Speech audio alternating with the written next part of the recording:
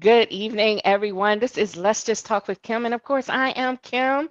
And we have another fabulous friend of mine that is going to be our guest. And we're going to be talking about all about our finances, honey. We're going to get down to the nitty gritty and get our finances in order. You hear me? So I have my beautiful, greatness, gorgeous sister friend, Shelly Anthony White, who has been a longtime friend of mine, even helped me years ago just to get my finances in right order. So I definitely trust her opinion, and she has a wealth of knowledge and experience. So she was the first person on my heart to call when I wanted to talk about finances. So Shelly, girl, tell them about you. Tell them what you do. Tell them about the things. Well, Kim, first and foremost, thank you so much for having me come on the show. You know that there is nothing that I like more than talking about finance and fitness. So Mm-hmm. you have just hit the nail on the head. This is what I love to talk about. I can go for hours. So at some point, just raise your hand and stop me. My name is Shelly Anthony White, and I am the owner of Saw Fitness, which is my personal company around everything financial fitness, financial wellness, as well as physical fitness and physical wellness. And Okay. I ended up combining the two because after so many years of teaching both group fitness classes and financial workshops, I realized that it's the same plan.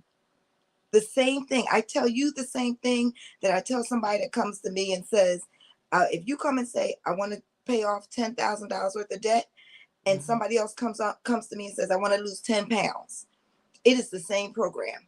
We are Mm. going to figure out where we are right now. We are going to set up a plan. We are going to execute that plan, and we're going to check that plan with accountability. All right, sis. And that's it. And once you've done that, it's, that is it. It is not rocket science. And It isn't rocket science, but it feels like rocket science when you're like in a avalanche of things happening, and you know your money is acting funny. So talk about the process of when someone comes to you and says, look, I have all the, oh, you know what? Even start as low as bad debt, good debt. okay, all right, bad debt, good debt. Generally, when we say bad debt, good, well, I'll define it two ways. One, we'll look at your credit score because as much as we don't like it, as much as it's not fair, as much as it doesn't feel comfortable, your credit score is your adult report card. It Right. is, it says to somebody who knows nothing about you, are you reliable? Are you consistent? Do you do what you say you're going to do? Can they trust you? Hmm. And so that is why it's very important that we all look at our credit score, that we all look at our credit report, because 70%, 80% of credit reports have some errors on them. Right. And so if your report is not accurately reflecting the person that you are, then you need to fix it. And if it is, then you need to know it so that you can have the reason and the explanation. Because the bottom line is that there are always issues. Life always gets in the way. There are always things that you can and cannot avoid. Right. So we don't need to be ashamed of our credit as much as we just need to know what it is, be ready to address it, and be able to talk about it in a way that accurately reflects the person that we are. You know, and I'm sure I've told you this because you and I have been in classes together. I was the oldest child. I was kind of the child that didn't really, my father was a police officer. I was scary as a child. So whatever he said happened, I believed, whatever he told me to do, I just did. Not because I was so good, but because I was afraid and I just Right. didn't Right. know not to do it. Right. So, graduated, went to engineering science here in the city of Philadelphia, graduated, went to Purdue, graduated from Purdue in 4 years, math major, got a great job working at AT&T.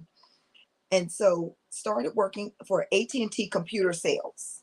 Okay. And if you kind of scratch your head and going, I didn't know AT&T sold computers, it's because they don't. And 6 months into the program, they fired all of us and said that they Wow. could not compete with Gateway computers at Mhm. that point in Mhm. time. Mhm. But because graduating from graduating from high school, going away to college, my parents never talked to me about credit. They didn't Mhm. know they had to, because they had a credit line with Sears and Roebuck, which they used to buy their washer, their dryer, their refrigerator. They were not credit card people. Mhm. I went to college in the 80s, late 80s, early 90s, and they were throwing credit cards at us left and right. I will Right. tell anybody I sold my soul for a big bag of Twizzlers walking across the yard. Okay. Sunday, they said, "Do you want to sign up for a credit card? We'll give you a big bag of Twizzlers." Sunday, Mm. we didn't get dinner at the dorm. I said yes. And that was all she wrote. And Right. then I Right. went through years of, probably 2 years of just getting as much credit as I could get. And I got it because Learners had a gold card, Macy's had a red card, a Discover had a silver card. And I just I just liked the colors of it. I knew nothing about credit. As long as I was in college, they continued to throw credit at me. I think I might have had minimum payments. I don't even know if I had minimum payments, but I did work a little job in school, so I probably did. But Mhm. my Mhm. thought was, you get out of school, when you're making money, you can pay your debt. I never Right. worried about Right. it. I graduated from school with $5,000 of credit card. I'm sorry, $5,000 of student loan debt and $10,000 of credit card debt. Wow. And when I got my job and then got laid off, now I'm back home in the same room I left on unemployment. And I am getting bills left and right Mhm. because now I'm a college graduate. And my mother's like, "Why are you getting so much mail? Why do you get these? Why do you have this many bills?" And that was the first time they realized that I had debt like that. Right. Right. Because And it's again, they just interesting. didn't I talk think about it. all of us at a young age, we get into that cycle of debt where, it's just free money. It's Oh, free I money. can get this because they're giving me this money. Right. And it's so interesting because I think as young adults, we all get into that, whether you are a college student or you went from high school to work like I did, Right. you know, it is a false it's a false belief that this money is for free. And kids think that. Young people, young adults, we think it's free money. We don't necessarily think about the payback plan Right. Right. or the interest. Even if we are paying our bills on time, we're not thinking about the interest on everything that we have purchased because we've never had the mindset to play it all off before the bill came. No. Who thought of that? Who Not, does and that? why? Why would you? Why would you choose? And unless you are laser focused when you purchase. And Mhm. there are young people and old people that are laser focused when they purchase. If you are laser focused when you purchase and you get something on a credit because it's 18 months, same as cash, and it might be a big purchase, or Mhm. Mhm. you're using your credit points or things like that. If you are laser focused about it, it really can work to your advantage. But if you are not, when the bill comes and you have to decide, am I going to pay Macy's $5 this month, or am I going to pay them $50 because I want to pay off the $50 I put on the card? More than likely, you're going to go, I'll give them 10. Right, right. You know what I mean? Mhm. Very few people want to pay the whole thing off if they don't have Mhm. to, because they make it so attractive. But they Right, make it that right. attractive for a reason. And, even when there have been studies that have found that if you put something on a credit card, or if you're using credit cards, you are more likely to spend, I believe it's 25% more than you would spend if you had cash. And Mhm. think about it as a social experiment. If you start to take your money out and say, okay, you know what, every Friday I'm going to take $50 out the bank. That's going to be my money that I'm going to use for the weekend. That first, when you have the $50, the first place you go, you don't mind getting a Starbucks coffee, because you breaking a $10 bill is not a big deal. When you go to break that last $10 bill, Mm. you really think to yourself, do I need that coffee today? Maybe I should go to Dunkin' Donuts. Maybe I need to make my coffee at home. Because just Right. the fact that you are breaking that last bill, that you go in your wallet and you see you only have $10 left and you're ready to break that $10 to get something, it will make you stop and think about it. But if you're putting it on a debit card, as long as you can swipe, you can swipe. Exactly. And That's you aren't me. even I keeping a never had track of money it. in, yeah, I never had money in my pocket. And I know my aunt and so many other older people were like, you young people, y'all never had money in your pocket. Like, it's just, even when I try to have money in my pocket, I don't have money in my pocket. But we had a question about what is credit points. Okay, credit points. And when you say, did they give you any more explanation to credit points? No, they just said, Okay. what is credit points? So we'll say that your credit score generally goes from about 300 to 800. And average credit scores for regular Americans used to be around 650, 670. Mm-hmm. In the black community, it tends to be closer to like 620, 630. Mm, Um, and think about it, that's because we have not always been educated by credit about credit. We often become the victims of very shady kind of credit practices, right. sometimes because of our zip code, sometimes because of just our own desire, and the fact that credit is also a marketing tool. So when you think about it, I always tell somebody, if you're getting ready to buy a house, you need at least a minimum of 620 credit score usually to generally buy a house. If Mm-hmm. you can get closer to 700, you are really going to have full access to the financial system. They're going to give you very good rates. They're going to give you favorable terms. If you're closer to the 600, you're more likely um, to become a victim of what we call predatory lending. Mm, And that's when you're likely to have somebody come to you and say, don't worry about your credit.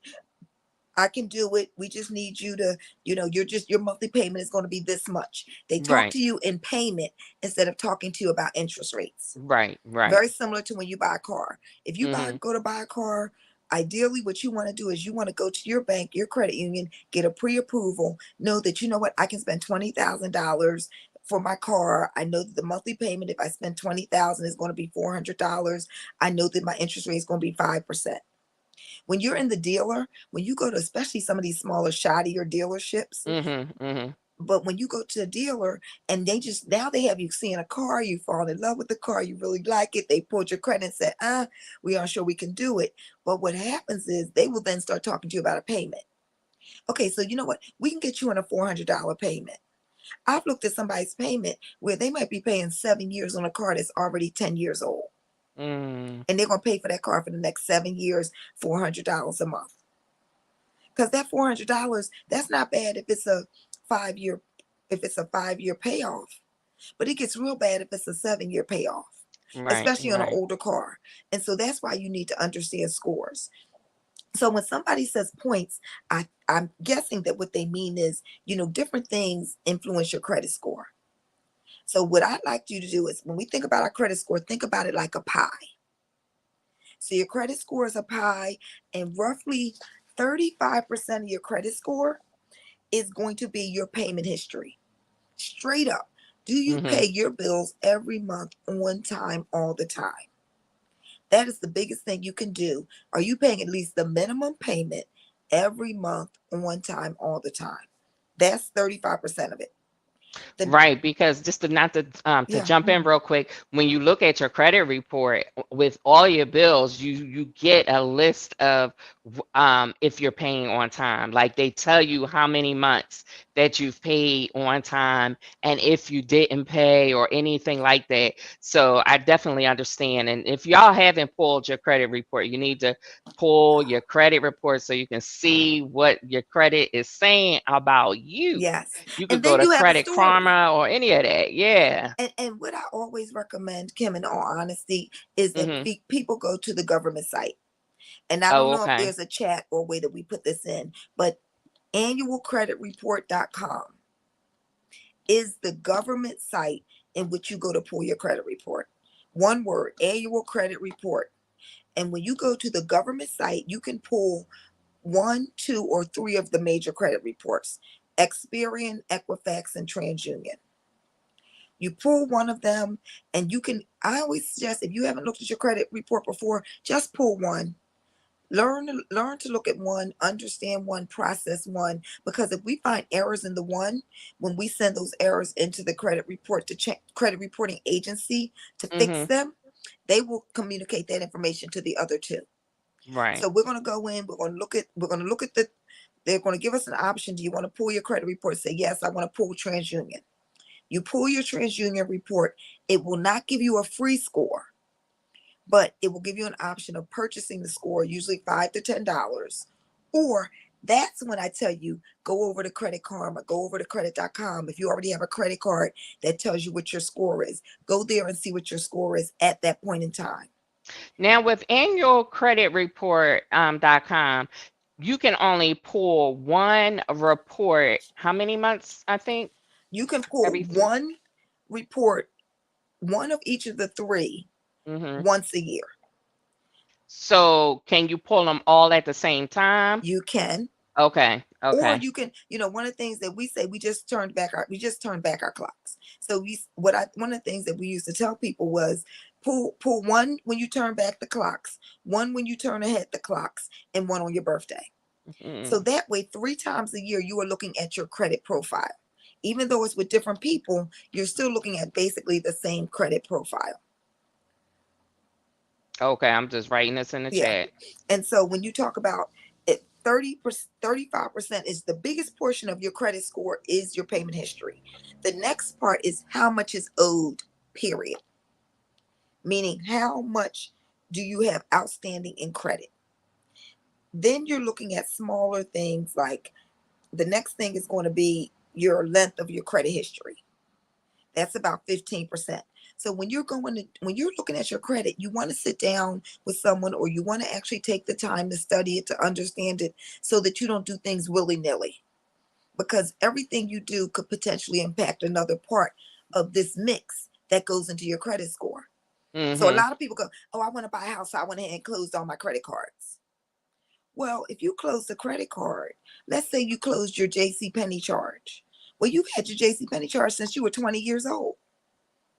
If you close your JC Penney charge, you've lost 25, 30 years worth of credit history, because you all of a sudden said, I don't want that card anymore. And what JC Penney could say before was, you've been a customer since, 1990, and you've paid as agreed. So Mm. if you have, as long as your balance is zero, there's no reason for you to close that oldest credit card. Oh, okay. It's not hurting you. And in addition, if you have, let's say, we'll do it with an example of only 2 credit cards, just so that it kind of flows easy for folks to follow. If you have 2 credit cards, each credit card has $3,000 on it.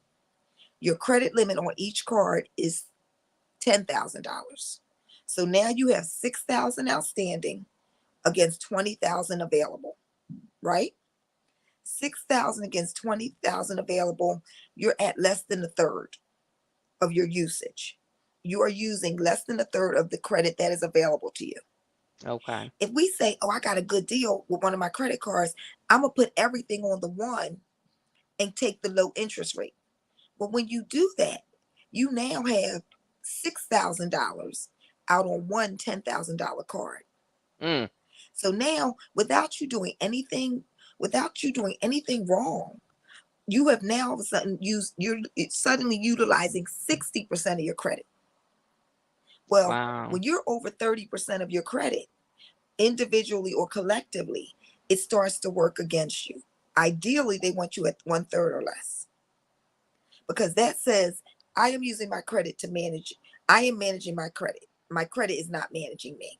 Oh, okay. When you're fully vested, when you are using a credit card and you're maxing out or running over the limit, it says that the credit is running you.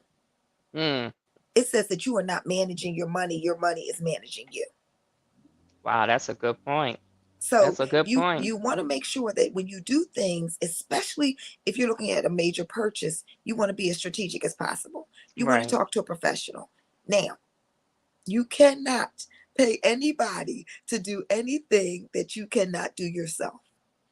And a lot of times, credit counseling agencies these for-profit credit counseling Mm-hmm. agencies, they will charge you a lot of money. They will tell you to let your bills go into default so that they can take over the management of them. And they do things that if you have $1,000 to pay somebody to fix your credit, you have $1,000 that you can put towards a bill. Correct. Exactly. You I know, kind of faced something similar not yeah, too long ago, and then decided that I would just make a arrangement. absolutely. And creditors are not as scary as you think they are. Mm-hmm. Just to finish up quickly, the new credit accounts for about 10% of your credit score. And then the types of credit accounts for about 10%. So when people talk about points, what happens is if you go to apply for new credit, then new credit usually takes 5 to 10 points off your credit score. So if you're borderline, you have a 600 credit score. So you are right on the border where you can still continue to pay your bills. Oh, she was having technical difficulties. Hopefully, we get her back, y'all. You hear me? Okay. Oh, So there she is. if you if you're going for a new credit and you're on the border between 600, so 600 is really your bare minimum. You want to buy a car, 600 is what you need. If you go and get two or three new credit cards, they can pull your credit and your credit may all of a sudden be 670, I'm sorry, 570, 580. So you Mm, don't want to do things right before you're going to purchase something. You right, want to just right. stay steady, continue on the path that you've been going on, because that Is little there bit will is make there a like a difference. timeline that you should focus on if you're trying to make any new purchase? Like if it's a car, a house, should it be like a 3 month, 6 month freeze so that you don't do anything new? What your realtor will tell you oftentimes is that they don't want you to do anything big or new 3 to 6 months Okay. before you purchase the house. Because what happens is you may do a pre-approval, they have you locked in. Then right before you actually go to purchase the house, they will run a credit check again. And Mm-hmm. so if it's 60 days later and you don't went out and bought some furniture or opened a new credit line for some furniture, it can all of a sudden throw your profile off. Okay. If you are purchasing a large purchase, and I'm hesitant to say this, but in concept, I believe it's still the fact. What we used to say is if you were going to buy a car, do all your car shopping within about a 30-day period. So that if um, Nissan pulls your credit, and then Honda pulls your credit, and then Lexus pulls your credit, all it will reflect is that three car dealers pulled your credit, and it will hit as one pull within Oh, that okay. 30-day period. But Oh, okay. if you're like me and you go out and it takes you 3 months to decide on a car, or 4 months, I can't let somebody pull my credit in April and then let another dealer pull it in May and then let another dealer pull it in June, because to Mm-hmm. the credit reporting agency, to the factory, when they look at that, it's going to just look like three different pulls, and that would be potentially 30 points that my Okay. credit score could change Oh, all right. Okay. you know We had another question in regards to apps. It says, does having apps like Chime self having apps like Chime really help your credit score? Chime itself, in and of itself, does not help the credit score. And I say that because credit scores are based on who reports to the credit reporting agency. Mm-hmm. TransUnion, Equifax, Experian, all they are, I always want my folks to think about them as warehouses. They are just a warehouse storing the information about what you are doing at the moment. It is They are not responsible for your credit. They are not giving you credit or not giving you credit. The things that are going to report to your credit report, the things that are going to improve your credit score or decrease from your credit score, credit cards. Utilities generally do not impact your credit score unless they go to collection. Mm, Medical bills generally do not impact your credit score unless they go to collection. okay. Your job may show up on your credit report if it reports. Maybe if you work for the post office or things like that, it may show up, but it is not impacting your credit score. Okay. Your credit report does not tell somebody if you're working or not working. It doesn't tell somebody your religion. It doesn't tell somebody your race. It doesn't tell somebody your marital status. So where Chime may work is I have seen things with a lot of these what we call fintechs or financial technology. So these fintech companies, what I have seen is that they may give you a credit card. And so basically they're giving you, a regular credit card, and that Mm-hmm. regular credit card is what's reporting. So that's how it's impacting. Just having the Okay. app itself, if you don't apply for any additional credit through that app or with that app, it shouldn't impact your score. Okay. Okay. Because your bank account, like, because I know they're like a bank account. Some of them can be like a bank account. They can have a debit card or whatever. Those don't necessarily impact your credit score. Absolutely. The only time a debit card is going to impact your credit score is if it is specifically a debit card that is meant for credit building. If Okay. it's not a debit card attached to some kind of credit rebuilder or credit building program, it should Mm-hmm. not impact, because what your debit card is doing, your debit card is just like your, my husband always says, don't say Mac because that ages you. Your debit card is just your ATM card. Mm-hmm. It's this, when you do a debit transaction, it's the same as you going right to the machine and getting the money immediately. Right. Right. But when you do a credit card, it is saying that it's taking a balance away, especially revolving credit cards, which are the lowest, the most regular, the most common form is your revolving credit. Your Mm-hmm. revolving credit, we call it revolving because it's a door. Right. You have $1,000 credit limit. You spend $200. You have $800 left to spend. If you pay $50 on that bill, you now have 150 outstanding. You have 850 to spend.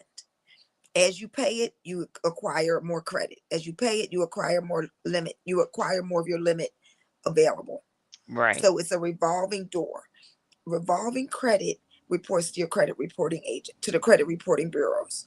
Mm-hmm. Equifax, TransUnion, Experian, they get reported that somebody has revolving credit and they are paying that credit at least the minimum payment every month as agreed. The next level, and I call that like my silver credit. Your next level credit is more like your gold standard. Your gold standard is installment debt. Installment debt says I am paying a certain amount for a certain period of time. So when you buy your car and you say, okay, I'm going to take a 5-year car payment, my car payment is $400 a month. That's installment because you are committing at the beginning, I am going to pay this much every month for the next 48 months or the next 60 months, however much time it is. So that is a little bit better than this revolving where you haven't committed to doing anything. But Okay. because you've committed with the installment credit and you've followed through on that commitment, it shows up better on your credit report. Okay. And then Okay. the platinum version of it is your mortgage. Your mortgage says to somebody, someone has thoroughly examined you and they have decided that they are willing to loan you 3 times what you currently make, and that they are willing to walk with you for the next 20 or 30 years. That is why when you go to apply for a mortgage, you will almost give yourself a migraine trying to tell them what you did 2 years ago in Mm-hmm. April that made you spend $100. They are going to ask you things that you just go, why is this important right now? Well, it's important because I am getting ready to give you 3 times what you make today. I'm going to hand you 3 times that amount. And I'm going to tell you that you can take the next 20 or 30 years to pay me back. Mm. Again, if we picked our spouses as good as the mortgage company examined us, no one would ever divorce I know that's right. I know because the that's mortgage right. company knows everything. And so, because you have now gotten that platinum standard, then your credit score, you don't need anything else. If you have a mortgage, you really don't need any other credit to continue to grow your credit score. Your mortgage says to somebody, this person is committed, they are in it, they are doing what they need to do.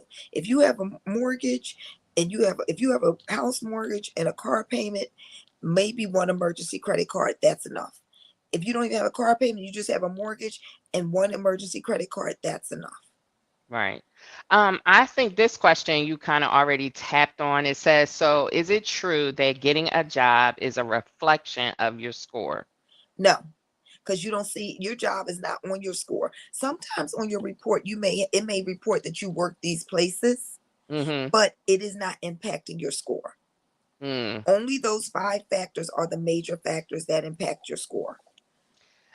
You mentioned something in regard earlier, and you said reviving versus installment. So that the same thing as secured and unsecured? Oh my gosh, Kim, I'm so glad you asked that. No, it's not.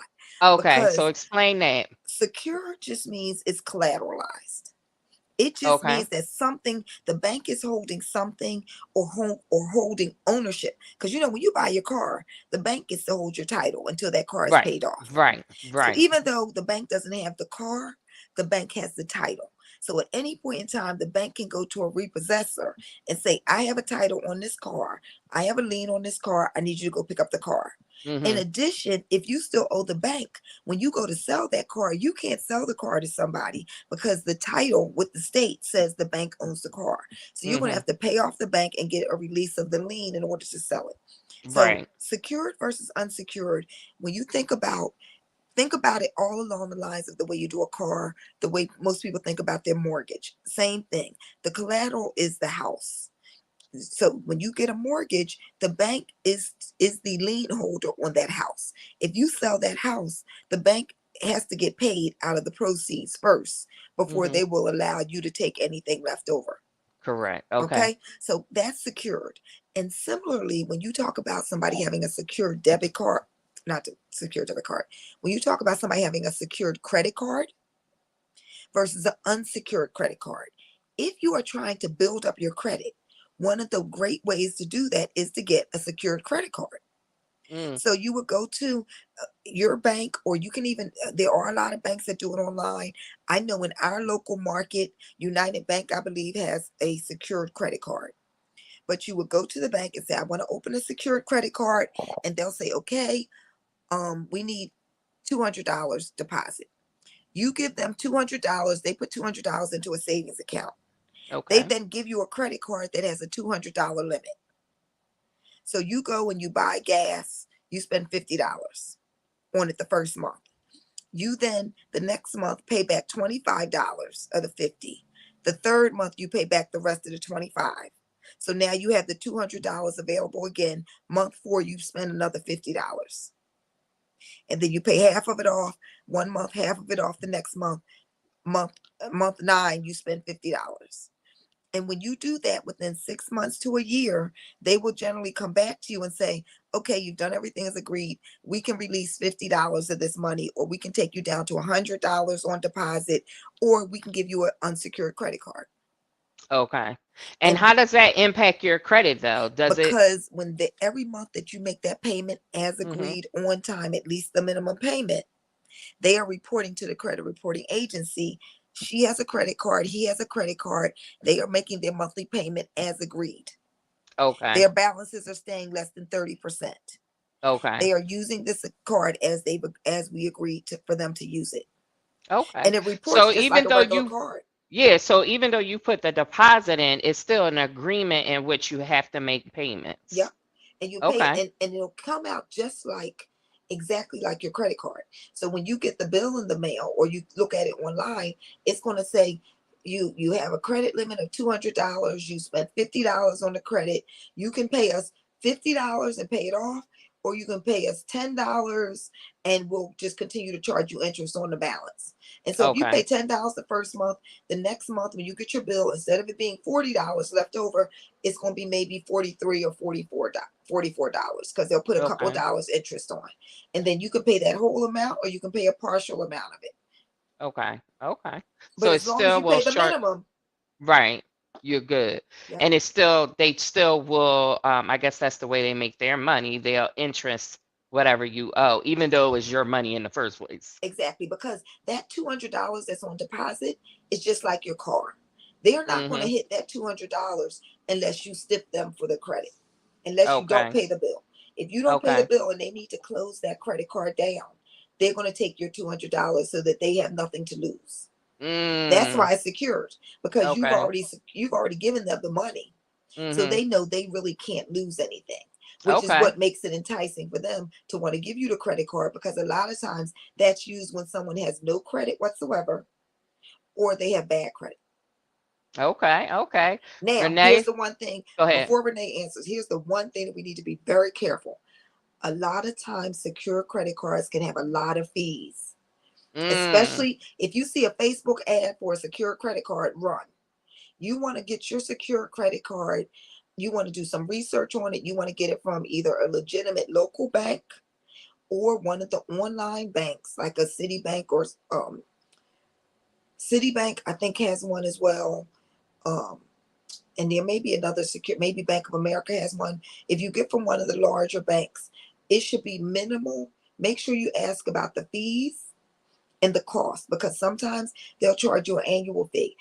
Mm-hmm. Sometimes I've seen secure credit cards that you get online and they'll Mm-hmm. charge you an annual fee, they'll charge you a setup fee, they'll charge you a card fee. By the time you get your first bill, half of your balance, they may give you a $200 card and you may owe $100 in fees.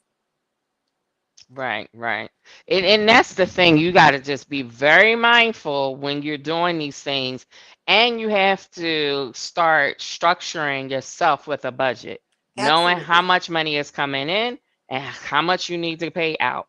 And Absolutely. one of the things that I try to do, can't say I do it faithfully all the time, but I split things up. So I'm paying every two Yes. weeks. So when I get paid, I make a payment so that I'm not paying one lump sum at the end of the month or the beginning of the month. So that helps me a little bit better with managing how I'm distributing my money. And Kim, what's interesting about that, and I have not done it myself. So but I read this and thought it sounded worth a try. One, I read that to try to boost your credit score, make two payments a month. So if you Mm, have a bill that's $200, instead of you paying $200 on the 15th, pay $100 on the 15th and $100 on the 30th. And then if you do that, it will look to the credit card company like you made two payments, even though you just split your one payment. payment. Wow. Okay. So And I'm by ahead of making the game. I'm ahead of the game. and by making the two payments, it should report a little more favorably to your credit report, to the credit reporting Right, score. right. I try to do the same, and if I can wing it, I make a second credit card payment. Yeah, that second credit card payment, man, I be having all good intentions. Even when it was, I don't thank the Lord, I don't have a car note right now, and I'm trying to keep Biscuit on the road as long as possible without one. But I would say I'm gonna make an extra payment. I'm gonna make an extra payment, but my golly gee. And then for me, with my card note, I did it through my credit union, which is Nice. also affiliated with my employer. So when my check would deposit, they would automatically take the money. So that takes it out of my hands. Nice. Nice. Nice. Yeah, so every 2 weeks they take their money as soon as the money hit the account, which is a blessing for me. That's Right. how I never had issues with my car, even through the trying times of financial difficulty. Well, Kim, you are better than most, because some of us, even those of us who we believe are very reliable, dependable, accountable people, sometimes get into trouble because life gets in the way. And what Girl. happens is, and this is the truth of the matter, and I don't mind sharing this because I don't wear it as a badge of honor, but I say it because I think that when I'm talking to people about credit, they feel like I know something that they don't know. They feel like I've got some kind of magic wand. And I Right. will tell anybody that it is very easy, when you are not paying attention to your credit, for credit to spiral out of control. And the example that I give is, I told you I graduated from college with $10,000 worth of credit card debt. So Hmm. my intention was to pay that off when I got my job. I got laid off 6 months into the job. And All of a sudden now I'm unemployed, so I'm barely making minimum payments. Then I get a job working, but the job requires me to travel. Now, mind you, because I was 9 months to a year and a half unemployed and underemployed, I had let some of my credit go bad. I got a Mm-hmm. job working for the bank Mm-hmm. when I first, maybe around, let's say 2 or 3 years out of college, I start working for the bank. I can't get a bank account because I have bad credit. So I'm working at the bank, but I can't open a bank account at the bank because I have bad credit. So then I get a job. I'm supposed to be traveling. So everybody who travels gets a bank credit card so you can travel and pay your travel expenses. Well, I can't get a bank credit card because I have bad credit. So when I travel, I don't want my coworkers to know that I have bad credit. So I'm Mm-hmm. paying cash. When we go stay at a hotel, I'm paying cash, and I'll expense it, and then when I get the money back, I'll pay it on my credit card. Well, if I'm using my cash to travel, I'm not using my cash to pay my bills. Right. I will Right. never forget being in Allentown, Pennsylvania, and getting a call at 7 o'clock in the morning from my father, where I was living with my father. My car was at my father co-signed on my car, and his address was where my car was. He called me and said 2 o'clock in the morning, somebody came to get your car last night. He said, I don't know what you need to do or how you need to do it, but you need to do it quickly, and hung up the phone. I am a daddy's girl. My brothers and sisters will tell you she is the golden child. I think my father is God and then my father. Like, like he walks on water. And I was devastated. I was devastated. I got on the phone and called everybody. I'm surprised I didn't call you. I probably didn't know you at the time, to say, look, can I borrow $10? Do you owe me $20? Whatever. I called my job and said, you guys, I'm sorry. I must have ate something. I'm feeling bad this morning. I can't come into work. I was traveling and told them I couldn't come in because I had a stomach ache. And I got on the phone and called everybody to help me. Got the help that I needed, got the car saved. Immediately when I got home, went to Consumer Counseling Credit Service, which was Mm-hmm. Clarify, a nonprofit consumer counseling center, and said, I don't know how to do this. I need you guys to help me. They put me on a debt repayment plan. It took about 4 years, 2 to 4 Mm-hmm. years, and I paid off all my debt. My credit score went way up, and I never looked back.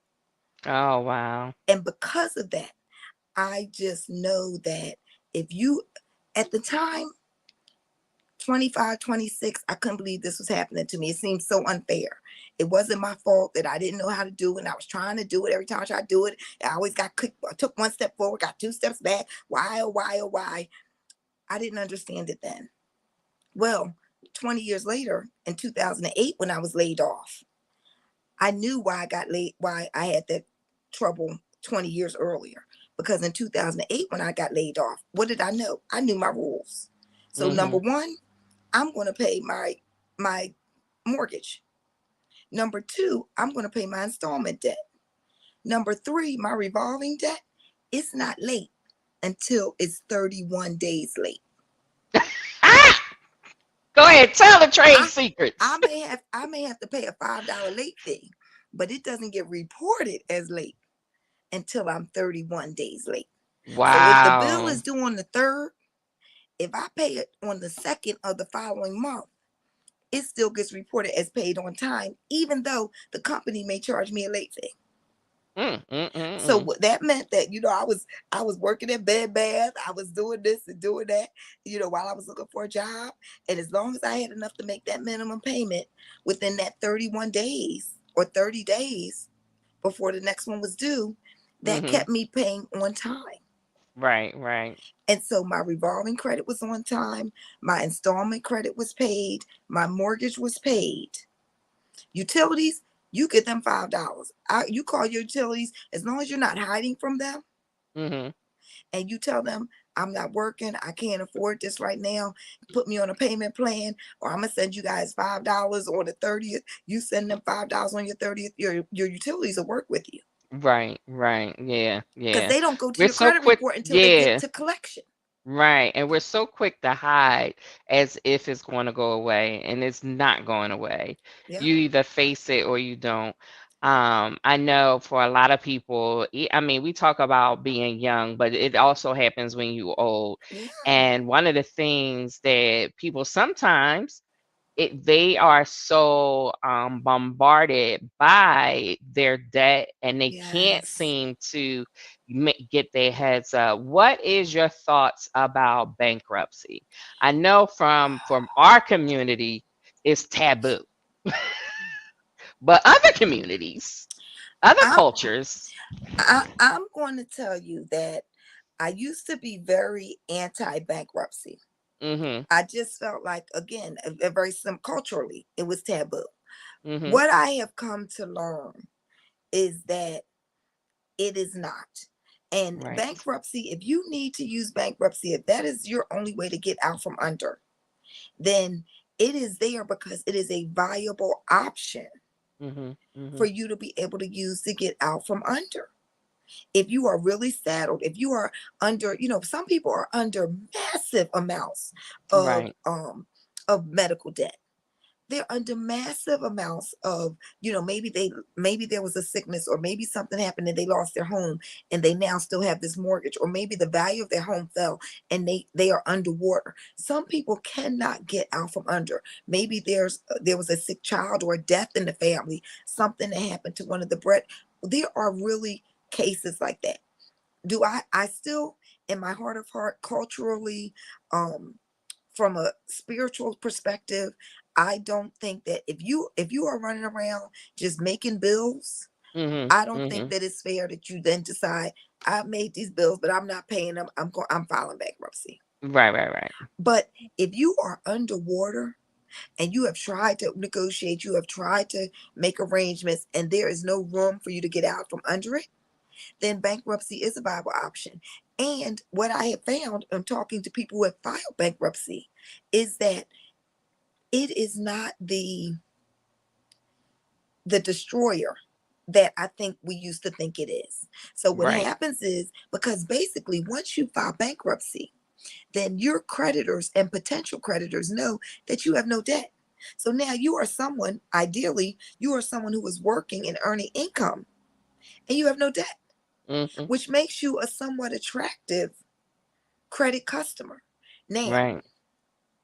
you got to do it smartly. Yeah, that's what I was getting ready to say. You But gotta be wise. You gotta be because in wise. bankruptcy, a lot of times they can't take your primary home. Mhm. So for me, the ideal person is file bankruptcy is someone who already has a home, who already has a car, and that car is ideally paid for. And they can then keep their car, keep their home, and just get rid of the other debt. Mhm. Mhm. Um, if you if you file bankruptcy and you don't have anything, then that bankruptcy does stay on your credit report for anywhere from 7 to 10 years.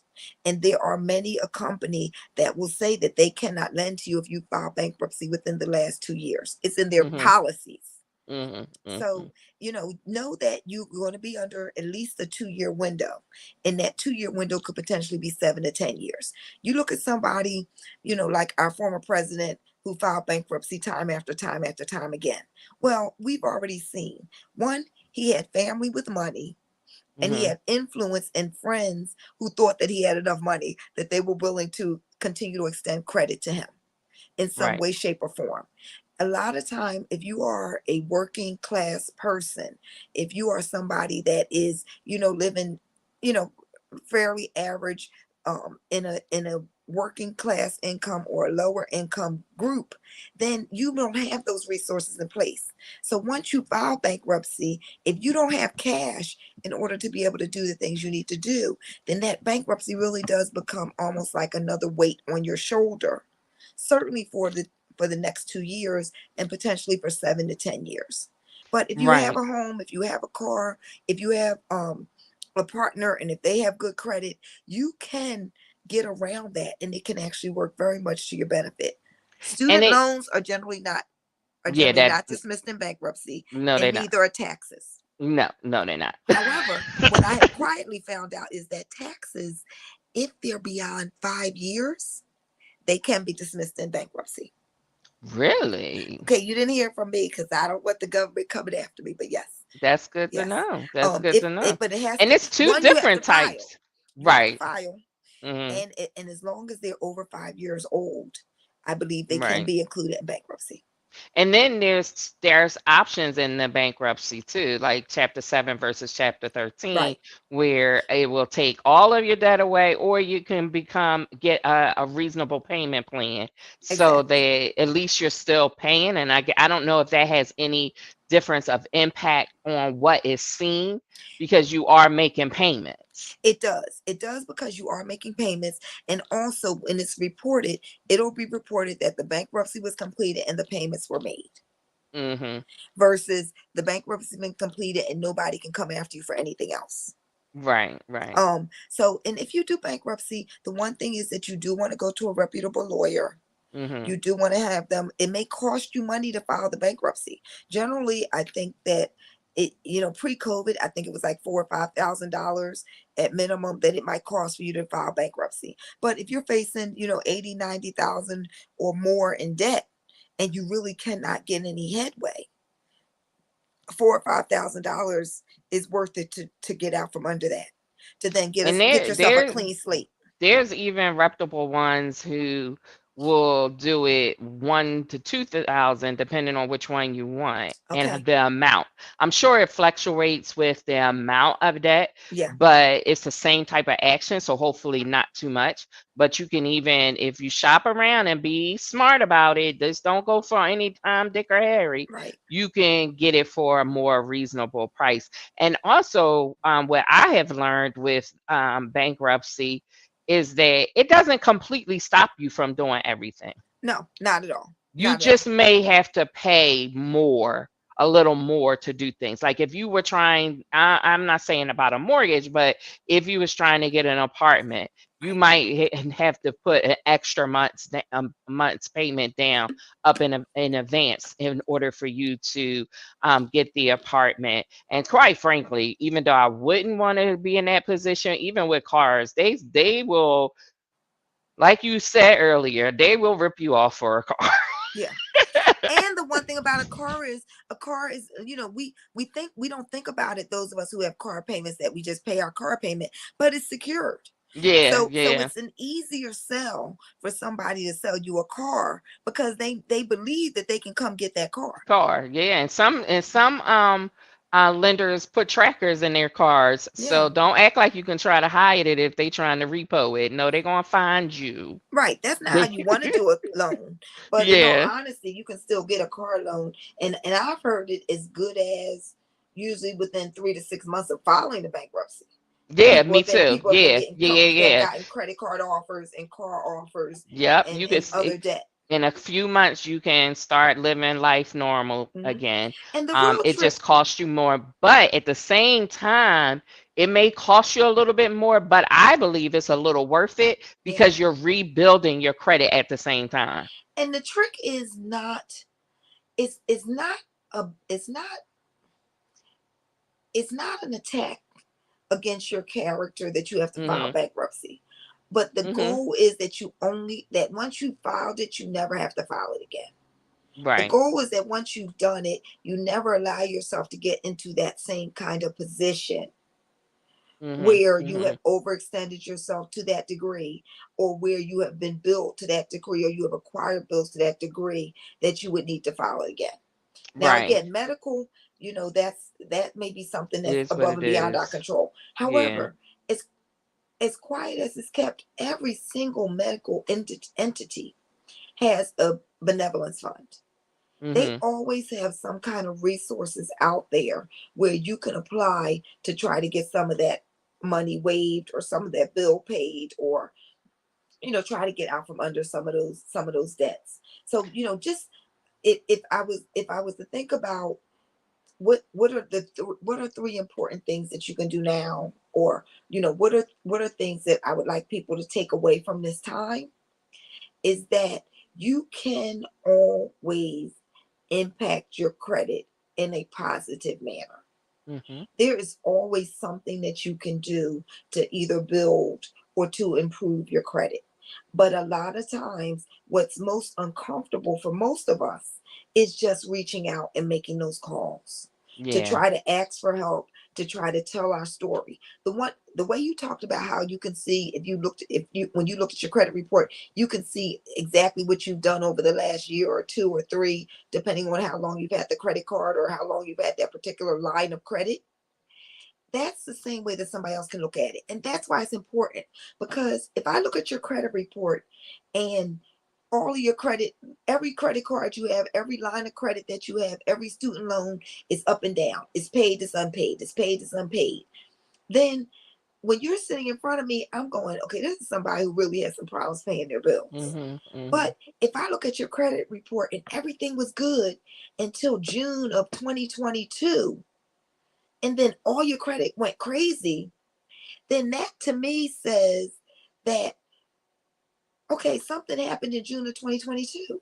So when you sit in front of me and you say, I've always been somebody that really, had a lot of respect for credit. I really tried to manage my credit.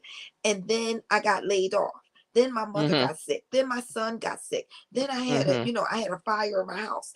And if I said, well, when did that happen? You said, well, that happened in June. And then since then, it's been more of a struggle.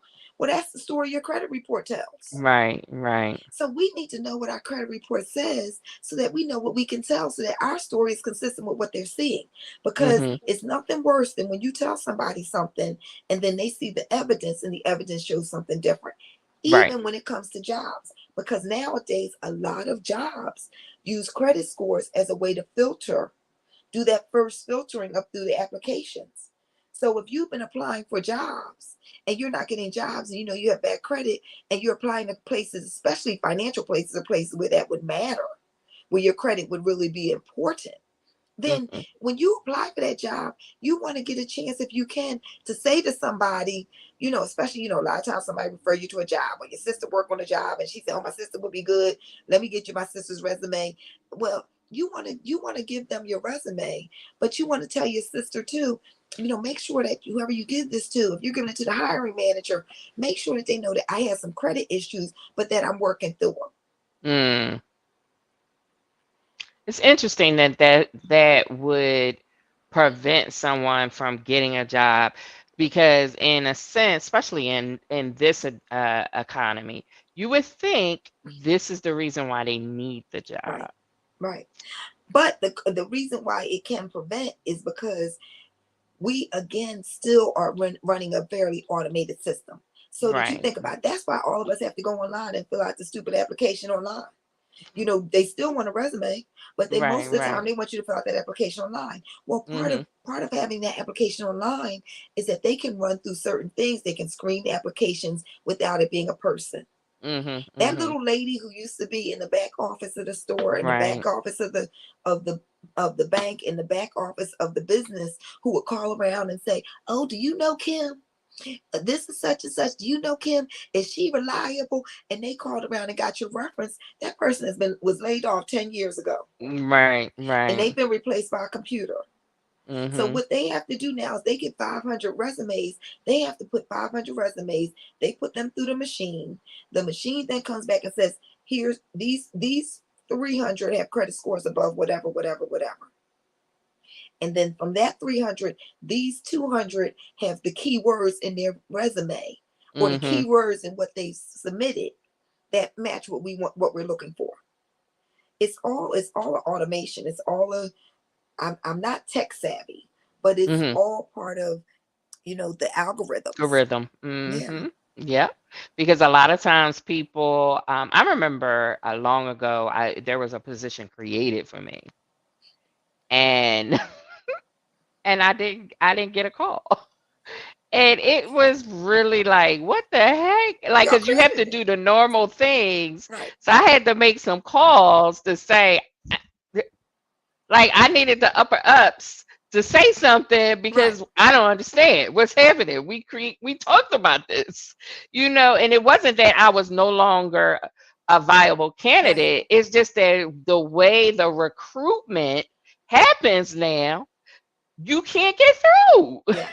Yes. You know, you gotta check all the boxes that they're looking for before anyone ever gets to see your resume. Like you said, it's Yep. automatic, automated. No one really is looking at things anymore. So the computer does the work for them, and the computer don't have any empathy No. whatsoever. And Kim, side note, not even speaking about the finances, but this is why LinkedIn is important in this day and age, especially for those of us who don't have necessarily the pedigree of Mhm. an Mhm. Ivy League education with those kind of contacts and alumni network. Mhm. So Mhm. because people still answer to people. So when I apply to University of Penn, and my resume goes through and I want to make sure it gets noticed, I need to go to LinkedIn and say, who do I know that works at University of Penn? Right. And Right. say, oh, Right. you know what, such and such is at University of Penn. So I can go to such and such and say, listen, I just applied for this position to this rec number. Do you know anybody in that department? Is there any way that you could maybe get my information sent internally as well? Mhm. Mhm. That's a Because good kick. Yeah. you're right. And I call LinkedIn my, that's my rich uncle. So when I go to LinkedIn and think about the people who I have LinkedIn to me and who I'm LinkedIn with, those are the people that, one, I hope that I can be an influence and I hope that I can help them, and but also Mhm. that they're people who can speak to me Right. and be Right. able to help me if I don't know anybody and I'm trying to get in somewhere, if I'm trying to do something and somebody goes to LinkedIn and say, well, who is this person that has Mhm. reached out to me to ask a question? So Right. we want to Right. utilize that. Yeah. But I definitely appreciate you, the knowledge that you dropped today and on finances. And I know it's so much more that we could have dove into, but I appreciate the little pearls that you dropped of helping us understand our credit score, helping us understand. I didn't even know that annual credit report was a government site. I did Yeah. not know because I used to use that. I used to do it. I used to break it up by quarter. I like kind of split Yes. it up that way so that I know I was always tapping in within the year. But then, like I said, when Karma came in, that's when I kind of started looking at it that way because it Right. makes it easier for me to see all of them as opposed to doing boom, boom, boom, boom. Absolutely. So, but I use annual credit report for many, many years, and Yeah. never knew it was government. Hmm. And it was set up, and I don't remember in what year, but it was set up because at some point the government said it was a law that was passed, and it said that we all, because credit is so important, because our credit report is so critical and important, that it has to be available to people. People have to know what their credit report is, and the Yeah. compromise to the credit reporting agencies that were doing the reporting was, okay, we will give everybody one free copy of their report. However, if they want the score, they have to pay for it. Right. Which Right. is why whenever you pull a copy of your report, you want to go to either one of the free sites or get it from them, and right then and there, when you pull that particular report, know what the score is that is Mhm. related to that particular report, because you want to be able to track what your score is doing. Do not worry yourself if your score goes up or down 10 or 15 points. But what Mhm. you want to see is that overall there's a trend that's Mhm. going in the right direction. And additionally, you want to check your credit report around the same time of the month every month, Oh, because okay.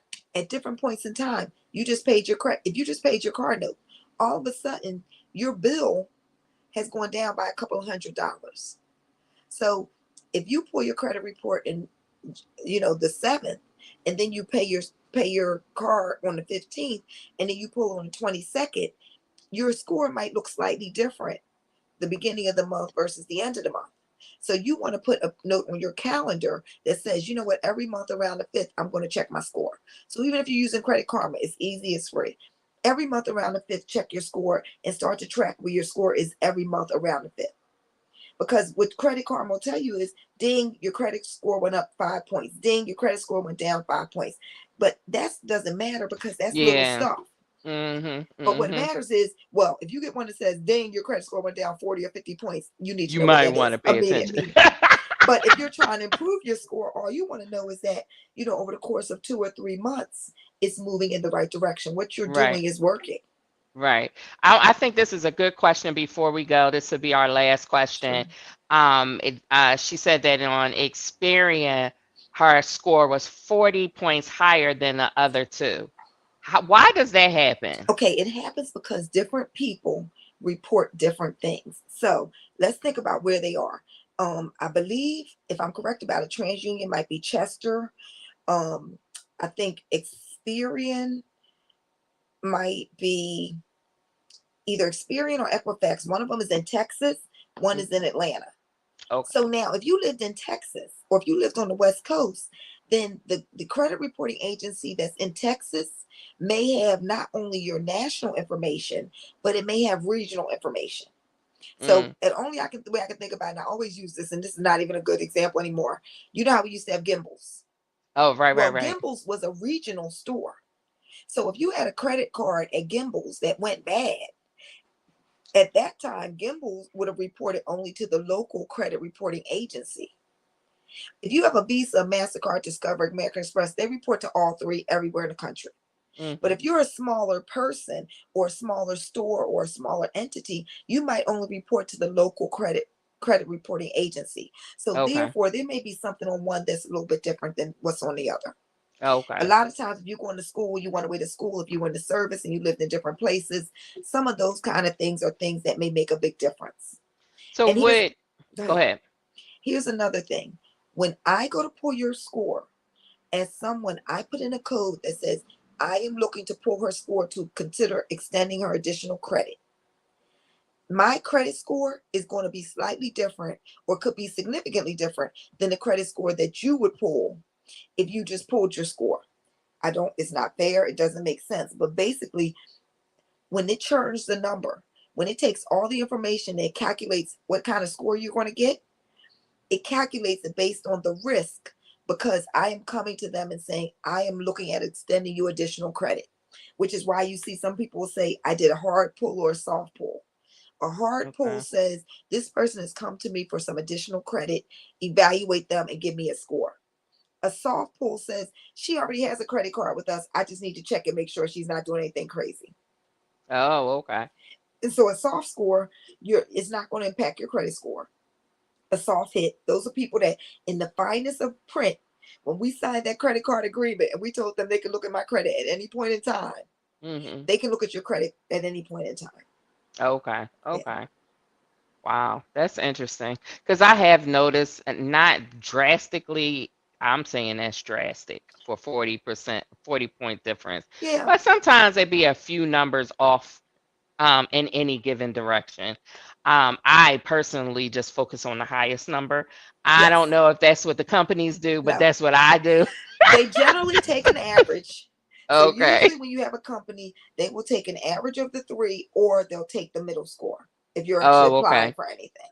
When you're Okay. doing your mortgage, I believe the mortgage is the one where they combine the three of them and they look at all three. My question is for the person who wrote that question, they should pull the actual report. So go to annualcreditreport.com, pull all three, and then go line by line and compare and see if there's any difference in anything that's being reported. But my guess would be that it's probably just somebody has reported something just slightly different to Experian that they didn't report to Equifax or TransUnion. Yeah, yeah. Because that was the other thing, which we'll probably have to come back later and just talk about how to repair it. Because, like with disputes and stuff like that, a lot of people don't understand how to dispute or what the dispute is or what it can do for you. So sometimes I was thinking about that difference. Sometimes one may have something on your credit report that shouldn't be on your credit Right. report when you talked about the line for line. So definitely going to have to bring you Yeah. back so we could talk about the credit reports and how to get what we should do to stay on top of them and make sure they're reporting the right Right. information. And I'm just going to put this up real quick. Yes, you are late, Nisi Poo. You Ah, are late. She gonna say, I know I'm late. Yes, yes. Just because you down in Tampa Bay don't mean you get to miss your auntie's show. I'm just saying. You and my nephew should have been aware of the time. Well, Kim, it will. They can go back and watch it. They They can, but can. that's not the Okay. point. She's one of my rah-rah girls. She's up there. She's asking her questions. She's feedbacking. So, but I forgive her. I love her so. I love her. I stick beside her. I stick I her love it. teeth. Kim, another reason why we want to use annual credit report is Mm, right there as you're looking at it on screen. You can hit it's a big dispute button, and you can hit a right. dispute and say right then and there, I never lived at this address. This is Mm-hmm. not my name. This is Right. not my social. This was not my account. It doesn't have Right. to be Right. deep. You Right. don't have to say anything that they don't. You don't have to come up with some grand explanation that somebody's going to buy or not buy. You Mm-hmm. just Mm-hmm. dispute it as to why you're disputing it. It was your account. It was not your account. You paid it off. It hasn't been paid.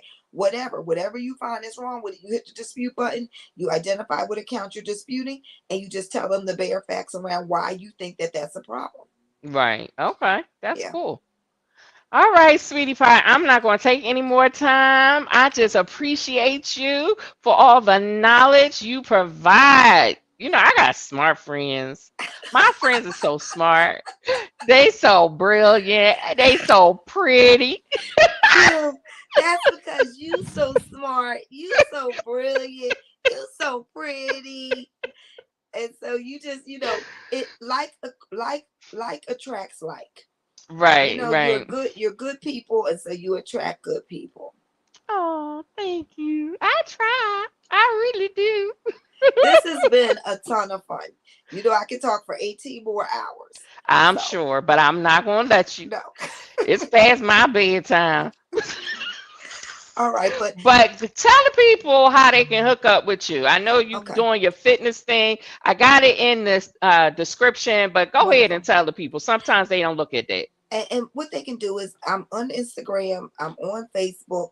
Um, I'm debating on if I'm going to stay on Twitter, so I don't know about Twitter right now.